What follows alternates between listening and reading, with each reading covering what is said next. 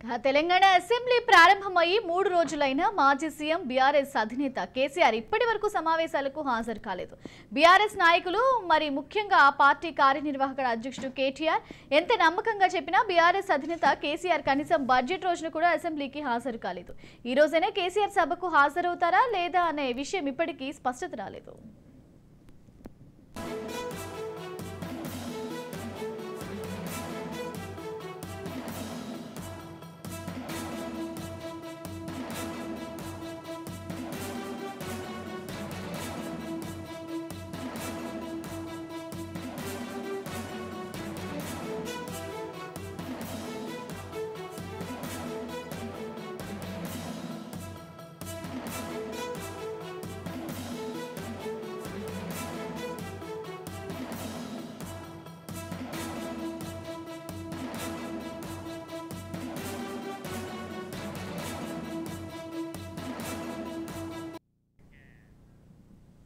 Telangana assembly ప్రారంభమయ్యి 3 రోజులైన మాజీ CM BRS అధినేత కేసీఆర్ ఇప్పటివరకు సమావేశాలకు హాజరు కాలేదు. బీఆర్ఎస్ నాయకులు మరీ ముఖ్యంగా ఆ పార్టీ కార్యనిర్వాహక అధ్యక్షుడు కేటీఆర్ ఎంత నమ్మకంగా చెప్పినా బీఆర్ఎస్ అధినేత కేసీఆర్ కనీసం బడ్జెట్ రోజున కూడా అసెంబ్లీకి హాజరు కాలేదు. ఇక ఈ రోజైనా కేసీఆర్ సభకు హాజరవుతారా లేదా అనే విషయం ఇప్పటికీ స్పష్టత రాలేదు.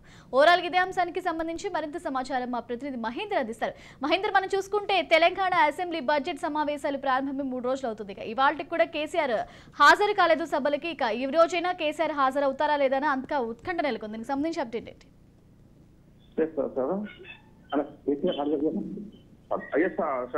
బీఆర్ఎస్ అధ్యక్షుడు అసెంబ్లీలో ప్రధాన ప్రతిపక్ష నేతగా కేసీఆర్ 3వ రోజు కూడా సభకి రాలేదు. ఇక 4వ రోజు నడుస్తుంది. అయితే కూడా రాలేని పరిస్థితి ఉంది. బడ్జెట్ సెషన్ కు ఆయన దూరంగా నడుస్తుంటే గురువారం అసెంబ్లీ కౌన్సిల్ జాయింట్ సెషన్ ఉద్దేశించి గవర్నర్ కౌన్సిల్ తనకు ప్రసంగించారు. శుక్రవారం అసెంబ్లీలో గవర్నర్ ప్రసంగానికి ధన్యవాదాలు పెట్టు తీర్మానం కూడా ప్రవేశపెట్టారు. అయితే ఈ 2 రోజులు రాలేదు, 3వ రోజు తను వస్తారని కూడా అందరూ భావించారు. అయితే ఆయన 3వ రోజు కూడా రాలేదు. ఇంకా ప్రతిపక్ష నేత చైర్మన్ ఖాళీగా కనిపించింది.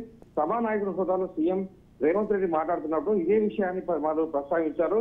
సీనియర్ సభ్యులైన కేసీఆర్ సభకు వచ్చి ప్రభుత్వానికి సలహాలు సూచనలు ఇస్తే ఆయన గౌరవం పెరుగుతుంది తప్ప తగ్గదన్నారు. ఈ నేపథ్యంలో ఆయన శనివారం ప్రవేశపెట్టినటువంటి బడ్జెట్ సమావేశంలో వస్తారని అందరూ భావించారు. అయితే ఆయన శనివారం సభకు రాలేదు. అనంతరం సభ సోమవారానికి వాయిదా. అయితే నేడు ఇప్పటికే సభ ప్రారంభమైంది. ఇప్పుడు టీ బ్రేక్ కూడా కొనసాగుతుంది. అయితే ఇక్కడ కేసీఆర్ ఈ రోజు వస్తారు అనేటువంటి విషయం దాదాపు ఎవరు కూడా ప్రశ్నించారు. కానీ వస్తారు అని భావించినప్పటికీ ఈరోజు రాదు అని కూడా స్పష్టంగా తెలుస్తుంది. సో రేపు నల్గొండలో జరిగిపోయేటువంటి సభకు మాత్రం తను హాజరవుతున్నట్టుగా, ఆ సభ విషయాలన్నీ కూడా తను పర్యవేక్షిస్తున్నట్టుగా కనిపిస్తుంది. ఇక రేపటితో అసెంబ్లీ సమావేశాలకు మిగిలిన నేపథ్యం.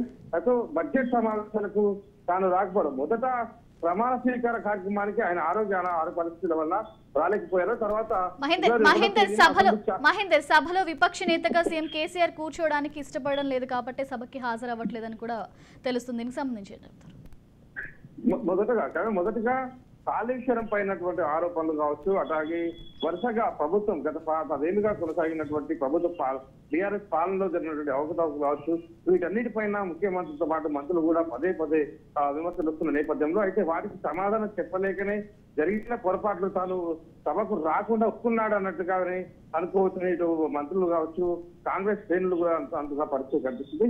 సో సభకు మాజీ ముఖ్యమంత్రి రాకపోవడం అనేది పెద్ద చర్చగా జరుగుతున్నటువంటి విషయం కనిపిస్తుంది. ఇప్పటికే పవర్ ప్రజెంటేషన్ ఇస్తామంటూ బీఆర్ఎస్ స్పీకర్ కు పెట్టుకున్న నేపథ్యం. అయితే ఇవన్నీ పక్కన పెడితే ప్రధాన ప్రతిపక్ష నేతగా హోదాలో కేసీఆర్ రాకపోవడం అనేది కూడా హాట్ టాపిక్ గా మారింది. అయితే గత 10 ఏళ్ల పాలన జరిగినటువంటి అవకతవకలు కావచ్చు, కాళేశ్వర వ్యవహారం కావచ్చు, నీళ్ల వ్యవహారం కావచ్చు, వీటన్నిటిపైన సమాధానం చెప్పాల్సి వస్తుందని గతంలో ముఖ్యమంత్రి రేవంత్ రెడ్డి కూడా చేపల పులుసు తిని రాయలసీమకు నీళ్ళు ఇచ్చొచ్చారని చెప్పి ఆరోపణలు చేస్తున్న నేపథ్యంలో ఇవన్నిటిపైన ఈ వ్యంగ్యాలు ఇవన్నీ కూడా వస్తాయి భావించారు. సో ఇవన్నిటి నేపథ్యంలో తాను సమాధానం చెప్పలేకనే అసెంబ్లీకి రావడం లేదంటూ ఇటు కాంగ్రెస్ చూస్తున్న పరిస్థితి.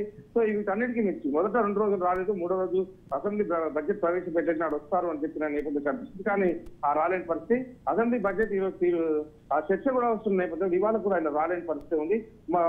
మరీ ముఖ్యంగా బడ్జెట్ ప్రవేశపెట్టారు. మరోపక్క కాంగ్రెస్ పార్టీకి కూడా 6 గ్యారెంటీలతో పాటు అనేక ఛాలెంజెస్ ఉన్నాయి.